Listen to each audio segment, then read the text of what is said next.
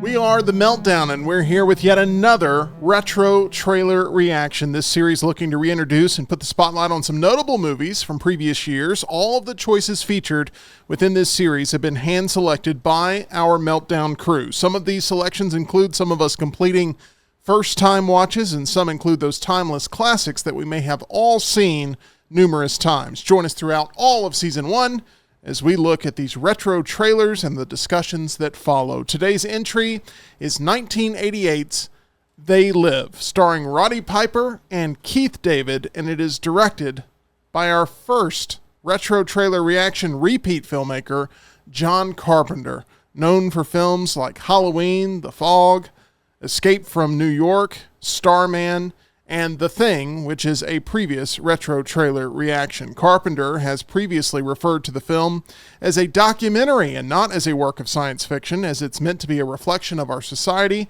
telling Yahoo in 2015 that income inequality and corporate ownership of the media has, quote, morphed into something really bizarre. The same problem, unrestrained capitalism, still exists. Listen, I'm a very happy capitalist. I love my country. I love the system that we're in, but not without some restraints on it. The last recession we had is an example. The 80s never ended. The mentality that the 80s bred is really alive and well. That's the part that's so bad. Nothing is built to last. Everything is built to make profit. But I don't want to whine about it. In the Blu-ray commentary for They Live, the late Roddy Piper said Carpenter worked closely with him on his acting. Carpenter responded, quote, Roddy had a lot of natural talent, but he didn't have a lot of experience in movie acting. For wrestling, he played Rowdy Roddy Piper, and that wasn't what we were doing. He was from a different world, so I just guided him. He was playing a different character. We had to go through who that was, figure out what that was all about. So with that, let me introduce our panel. I am Meltdown host Tim Melton. That is my co-host, Mr. John Lunsford. Hold on. Oh, God. Very smart there. I think you're all okay. I think you stole my bit because I was, hold on. Let me see. I was going to do the same thing. Oh. Tyler, you didn't get we the all test. doing it? Anybody else? Sunglasses. Gosh, Sean is one of them. No, I'm not. Oh my gosh. You Over live. there in the corner, that is producer Tyler Johns. Welcome in. I'm here to kick ass, chew bubblegum, and talk about They Live. And I'm all out of bubblegum. There we go. Perfect. And finally we introduced beloved Meltdown contributor, rock star, who you see daily on the next round. I like Hubba Bubba. I miss Hubba Bubba. I like the Bubba tape. I'm a big league Bubble chew tape. guy. I like some big league chew for Big sure. league So She was sweet. good. It's Classic. so sweet. Tyler, this film, They Live, was your selection. Why did you pick the 1988 movie starring Roddy Piper and Keith David? We all know I like sci-fi. I like my government conspiracy type films too. And I like my 80s cheese with over-the-top violence. This has all of that. So that's why I picked the movie. It's one of my favorites. And I'm glad I got to show it to you guys. I am glad you love it. I have seen They Live before, John. I don't think you have before. Nope. But right now what we're all going to see is the retro trailer for They Live. Love that sound of it all starting up.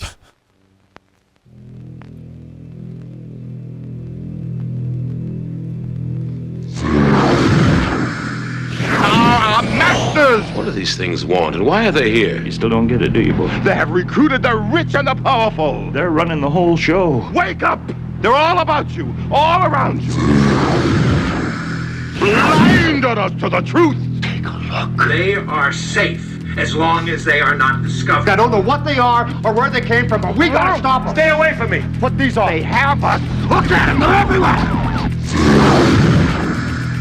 Our owners. We have no other choice. I don't like this one bit. Leave it alone, man. It ain't none of my business. Ain't none of yours.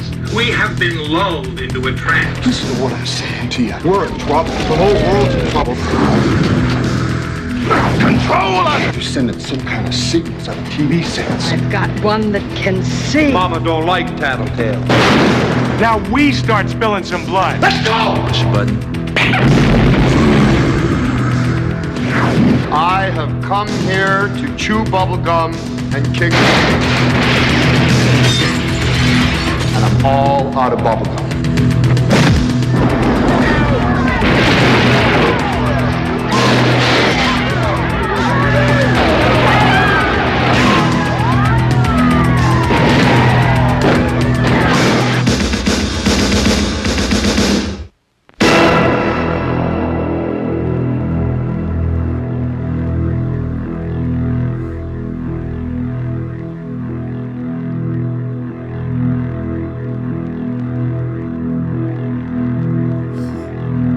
Drags out for a little bit. I'm waiting to click off of it. No, you're All good. right, there we go. There is the retro trailer. From this point on, we'll be including spoilers for They Live in our discussion points. So if you'd like to watch the movie first and come back to us, feel free to save this video for later. As we saw in parts of the trailer, a wanderer without meaning in his life discovers a pair of sunglasses capable of showing the world the way it truly is. As he walks the streets of Los Angeles, he notices that both the media and the government are comprised of subliminal messages meant to keep the population subdued, and that most of the social elite are skull-faced aliens bent on world domination. With this shocking discovery, he fights to free humanity from the mind-controlling aliens. So, John, what was your take on They Live? It's not going to be good. No, it's not. It's not going to be good. Well, the one glaring thing that I keep remembering from this film, watching it a few days before this, is when I think John Carpenter not being a horror person, and before starting this, my only real look into the world of John Carpenter being Halloween, that Tim tried to get me to watch forever, and finally my wife convinced me to watch, was his music. The music that he puts behind his films. This movie has the same bass riff behind the entire film, and it gets so old. Something I was about to say, we joke all the time about Nirvana and the Batman. It's not that bad. That is nothing compared to the boom, boom, boom, boom, boom. And the entire movie. It would work well for a trucker movie too, I feel like. But I feel like I'm expecting, and maybe this is bad on my part, but I'm expecting Halloween in everything that I see. Bum, bum, bum, bum, bum, bum, bum, bum, bum, bum. That was revolutionary and is used nowadays in everything when it comes to building suspense and everything, that this just doesn't. That riff, it drove me insane. Also, the first 30 minutes of an hour and a half movie is Roddy Piper wandering around going. That's literally the first 30 minutes of the movie. Now, it was better than The Thing, I think. But this movie, Roddy Piper is not an actor. As much as you act in wrestling, Roddy Piper is not a great actor. I like Keith David overall, and I mean, he was fine in both of them. But this is a movie that when it got over, I'm wondering what heck I just watched. You're looking for nice things to say, and you're having a hard time finding them. Yes. Let me say this.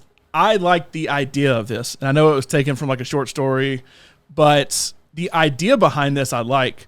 The execution of it, mediocre, and everything else not so much. Like the acting, not so much. The writing of it, not so much. Cinematography of it was okay.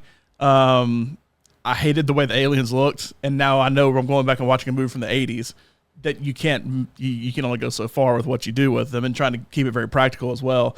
And then the absolute cherry on top of the, oh my God, why can I believe they did that, was the very last thing you see in the movie, which is a naked woman on top of an alien.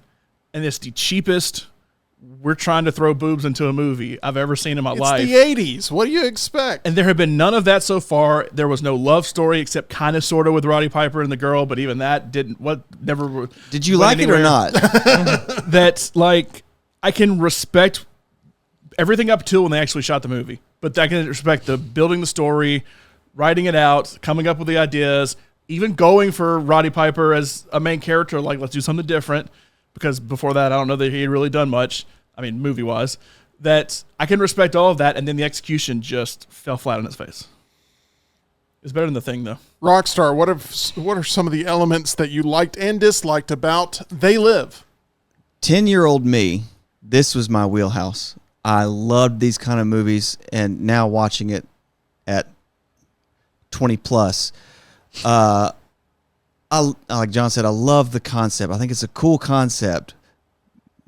Poorly executed. Roddy Piper is a drifter who lives in a shanty town who always has his shirt tucked in and his jeans pleated. Let me tell you, high-waisted jeans really hitting their peak in this movie for sure. And I would do the same thing he did. If I got hired for a construction site job, I would take my shirt off immediately when I'm working. But no, like this cheesy action, but it's that cheesy. What I think of when I saw that movie was, I don't know if you guys are too young, but Up All Night with Rhonda and Gilbert Gottfried on USA. Like at Fridays on like 10 p.m. late night, they would play a cheesy action movie or something like that on USA Network.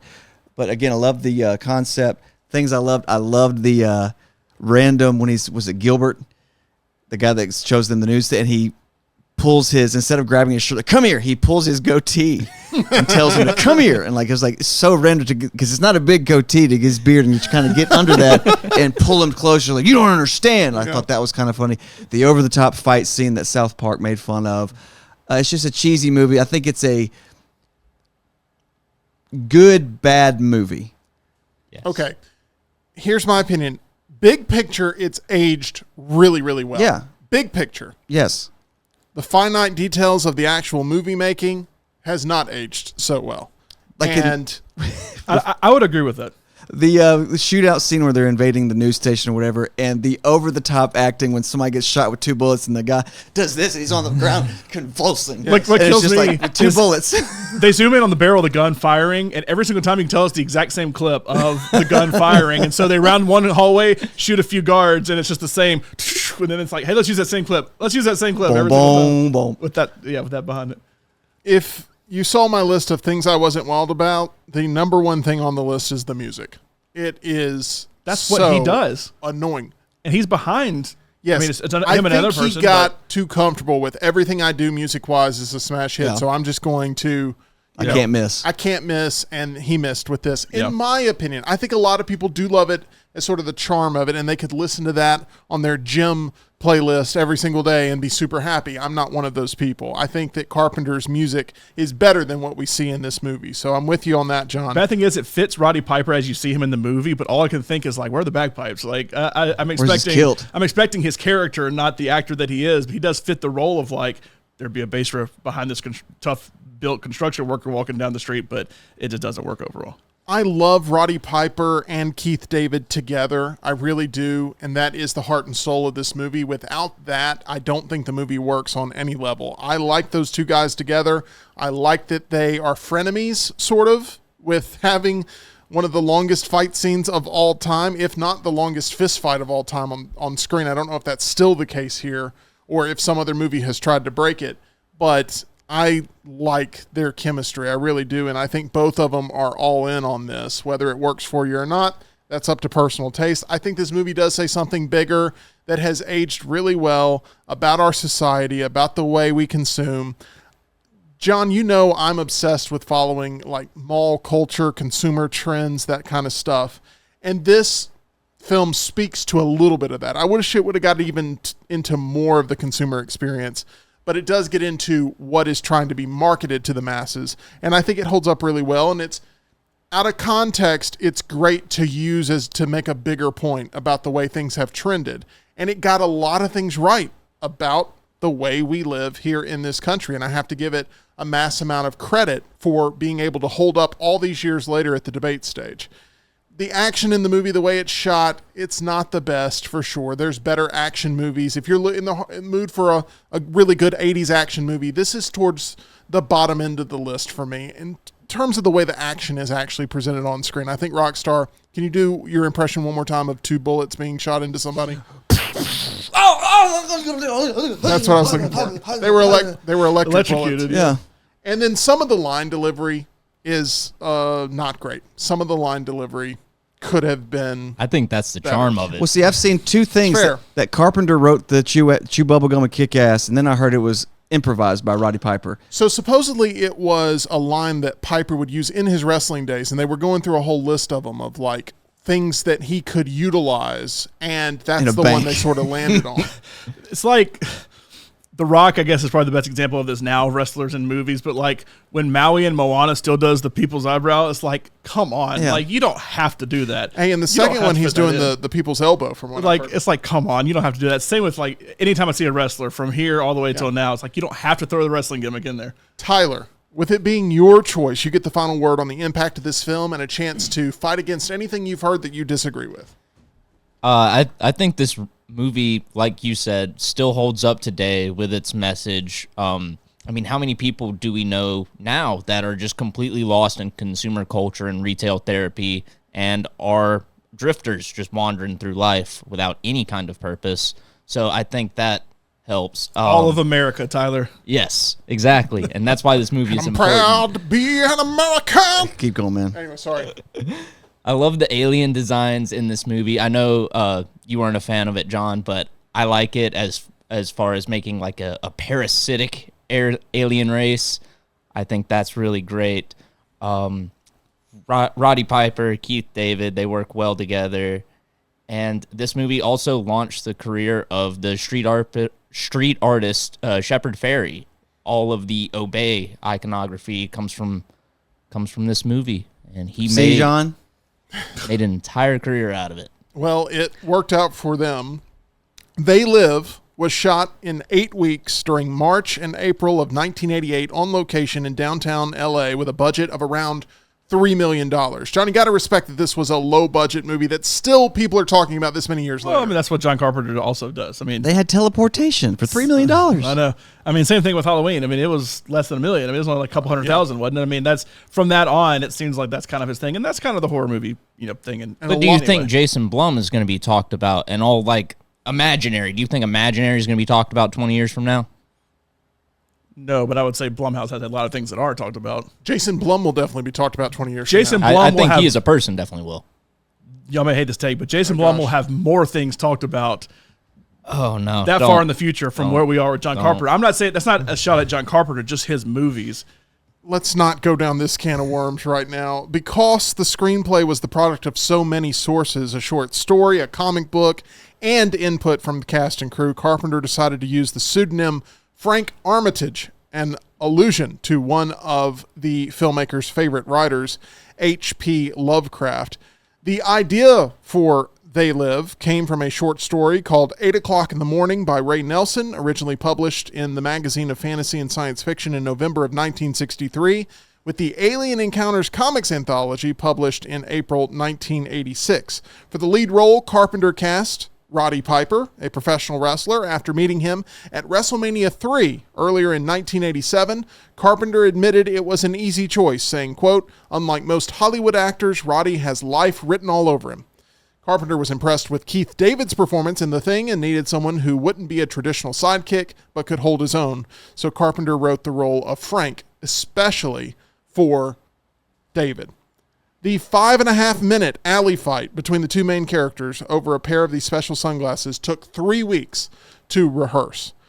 They Live was theatrically released in North America on November 4th, 1988, and debuted at number 1 at the box office, grossing $4.8 million during its opening weekend. The film spent 2 weeks in the top 10. The film's original release date, advertised in promotional material, as October 21st, 1988, had ironically been pushed back 2 weeks to avoid direct competition with Halloween 4, The Return of Michael Myers. What's crazy is you said it was filmed in March and April of 88 and released in November of 88? That is correct. Wow. It's a quick turnaround. It's a quick turnaround. What did you think of just the alley fight, John? Because that's one thing you didn't talk about. You don't like it. Just say you don't like it.